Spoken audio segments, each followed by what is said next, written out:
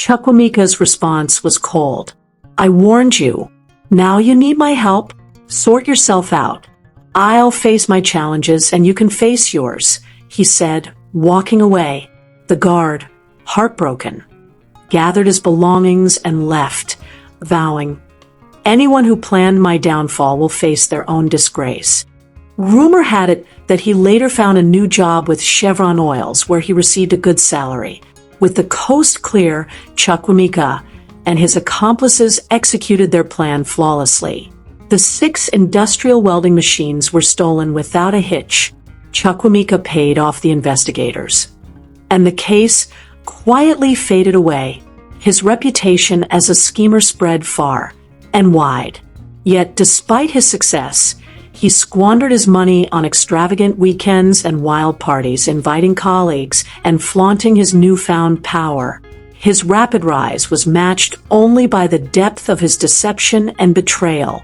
Once known for his humor, Chukwuemeka had become a figure of fear and greed. His authority allowed him to walk around with impunity, his every word a potential career-ending threat. His greed escalated from petty theft to selling crane pumps and heavy machinery.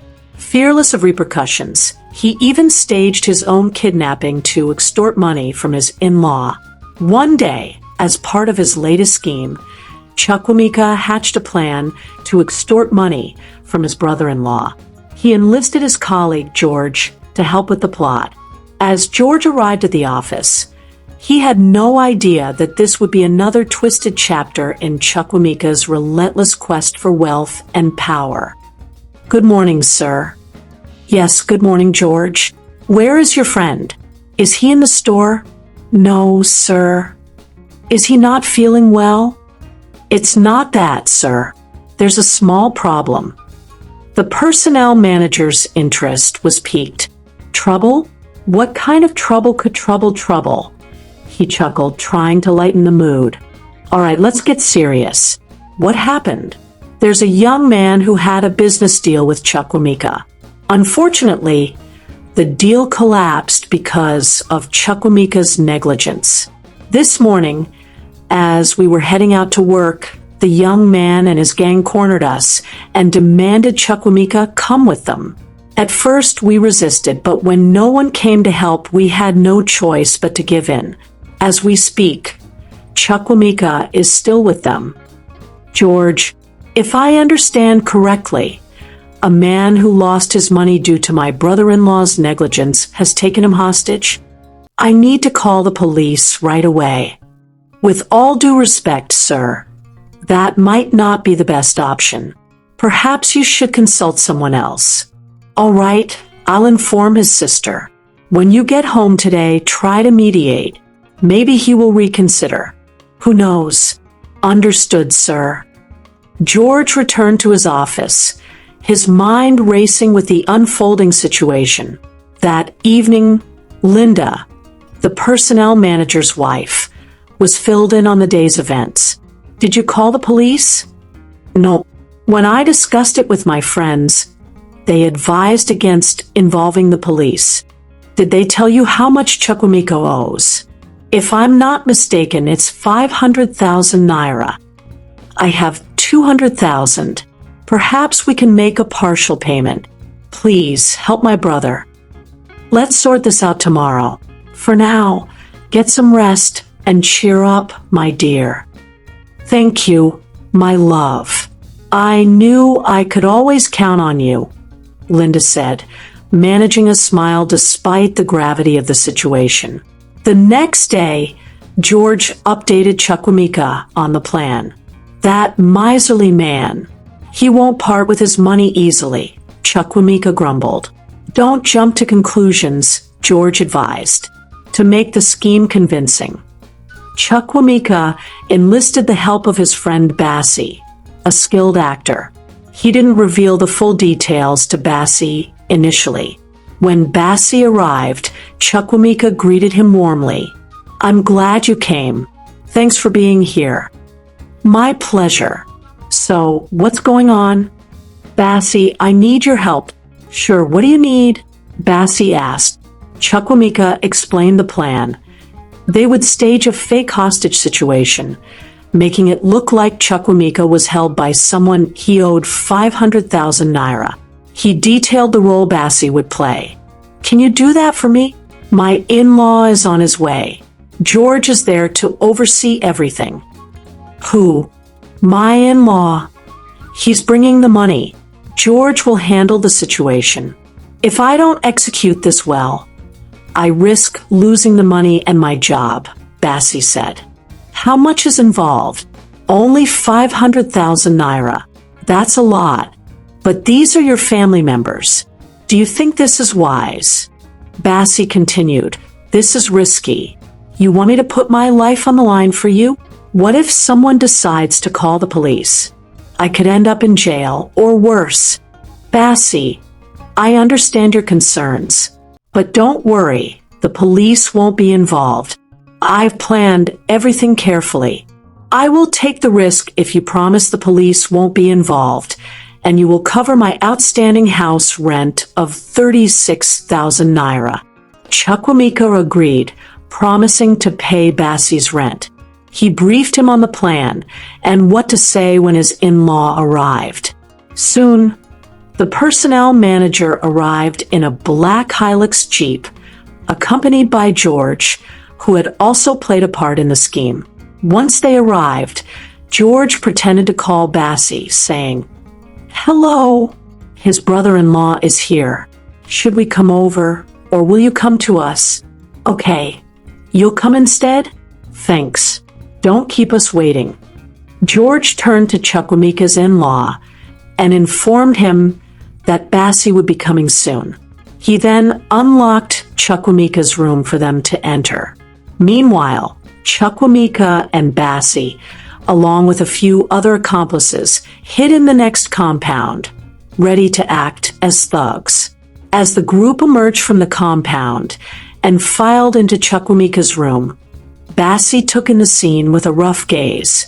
Turning to George, he demanded, "Where is my money? I didn't come here to waste time." His voice was authoritative and unyielding. The personnel manager looked at Bassi with admiration for his courage and said, "Please, have a seat. I'm here with your money. There's no need to worry or be afraid. By the way, where is Chukwuemeka? I need to see him to make sure he's all right." Bassi replied sharply, "Believe me or not, Chukwuemeka is fine. I'm here for my money, or I'm leaving."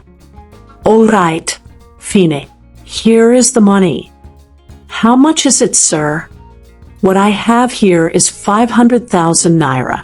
Bassi snapped his fingers and shouted, "Boys, my money is here. Bring him in."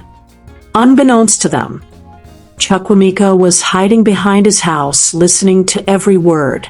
When Chukwuemeka finally emerged, he looked disheveled, slightly hunched, and tried to disguise himself. His in-law was relieved to see him and cautioned him against dealing with shrewd people like Bassi. "My friend," he said gently, looking at Bassi, "please be careful. Money isn't everything. Don't take someone hostage just because they owe you. There are better ways to resolve conflicts. What if the police had gotten involved? Thank you for the money. Just please give your in-law a warning. We need honesty in business dealings," Bassi said. As Bassi prepared to leave, the personnel manager persuaded him to wait. While they talked and tried to make peace, the personnel manager remained unaware that everything was meticulously staged. Eventually, he stood up, encouraged them to maintain peace, and departed. George and Chukwuemeka walked him to the black Hilux, bade him goodbye, and watched as the vehicle disappeared from sight. Once Chukwuemeka was certain his in-law had left, he hurried back, took custody of the money, and carefully counted every note to ensure it was correct. "It's complete," Chukwuemeka announced. "But I'll hold on to the money until tomorrow to monitor things. After work tomorrow, everyone will get their share. Please be patient until then." "Thank you, Bassi. You were amazing." Look at how convincingly you acted. I owe you. Let this money rest until tomorrow, Chukwuemeka said. But this wasn't our agreement, Bassi snapped, feeling betrayed. When will you conquer your greed? I shouldn't have trusted you. George stepped in and pleaded with Bassi to endure until the following day. Please just wait a little longer. Fine, Bassi said begrudgingly. I will wait until the following day, but let's see what happens. Ordinarily, Bassi wouldn't have given in, but the need to cover his house rent made him relent. Meanwhile, Chukwuemeka reveled in outsmarting everyone while risking his own safety. Chukwuemeka's greed only grew. He ignored the risk Bassi took for him and continued his deceitful ways. Bassi, disillusioned, did not bother to check on Chukwuemeka again, knowing it would be pointless. A few weeks later, Bassi secured a new job through a friend and severed all ties with Chukwuemeka. Chukwuemeka, meanwhile, bought a Mercedes-Benz 190, fully loaded with air conditioning. He became the town's sensation and spent most of his time clubbing.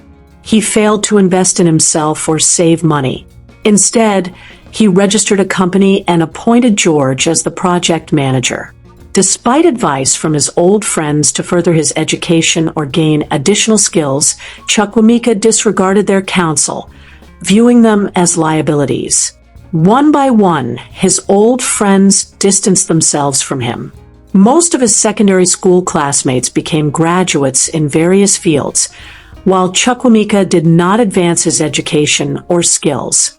He hoped to rise through the ranks to become a materials or maintenance manager, believing he would surpass his friends in wealth.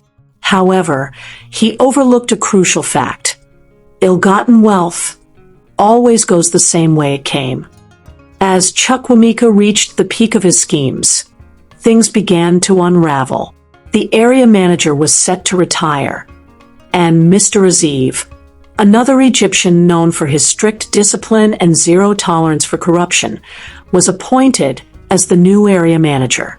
A few weeks into his tenure, Mr. Aziv initiated a major shakeup, forcing many ineffective managers into compulsory retirement and restructuring the security and transport departments, which affected many of Chukwuemeka's allies. Sensing trouble, Chukwuemeka decided to lay low for the time being. His brother-in-law, the personnel manager, issued a warning. Chukwuemeka, this new area manager is not one to cross. There's been mass retrenchment every week. Avoid getting on his bad side if you want to keep your job. Okay, sir. Thank you, Chukwuemeka replied. Chukwuemeka had stepped on many toes, and Mr. Aziv had his own loyalists. Chukwuemeka was not among them. One day at a project site, a crane pump malfunctioned and needed immediate replacement. Mr. Aziv approved the replacement, expecting there to be pumps in stock. However, Chukwuemeka, the store manager, reported, "Sir, we're out of stock for crane pumps." "All right, give me some time, I'll get back to you," Mr. Aziv said. "Okay, sir, I'll be in the store." As Mr. Aziv checked his handover records, he saw that 3 crane pumps should have been in stock from the last shipment. Confused, he placed an urgent order for 4 new pumps. Mr. Aziv approved annual leave for all his staff, ensuring they received their leave allowances. Chukwuemeka was also due for an annual leave vacation, so he handed over to his assistant, who was his loyalist.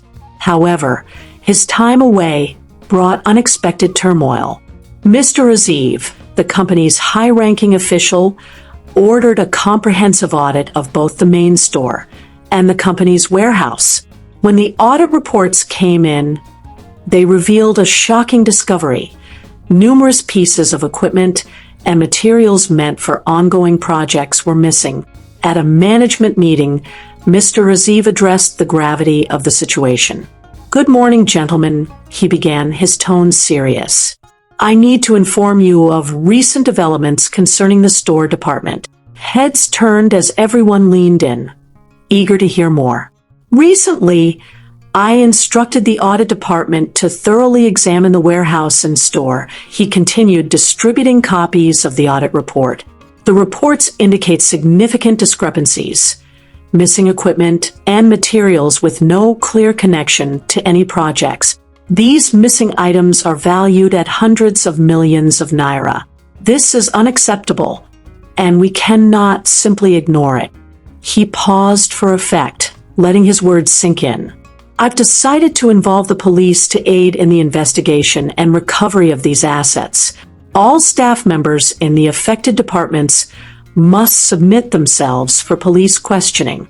The room fell silent, tension thick in the air. The investigation quickly pointed towards Chukwuemeka as the prime suspect. Chukwuemeka was to be arrested on the same day. He was to resume work after his annual leave vacation. Back at home, Chukwuemeka's brother-in-law, the personnel manager, delivered the grim news to his wife, Linda. The general manager intends to arrest Chukwuemeka for abuse of office, he said, concern etched on his face. Linda's eyes widened in alarm. What's going on? She asked urgently. The allegations are serious, her husband explained. Combined with the missing equipment from the audit, things look dire. I'm trying to prevent his arrest, but he will lose his job. Linda, desperate, pleaded. Isn't there any other way? The best we can do is to delay the arrest, her husband replied. That way, we can keep the matter from escalating further. On the day of Chukwuemeka's return, a man stationed at the gate intercepted him. Stop! Stop! The man shouted, waving frantically. Chukwuemeka slowed his Mercedes-Benz and rolled down the window. The man leaned in and whispered, Don't drive through that gate. Park outside and pretend to visit the restaurant.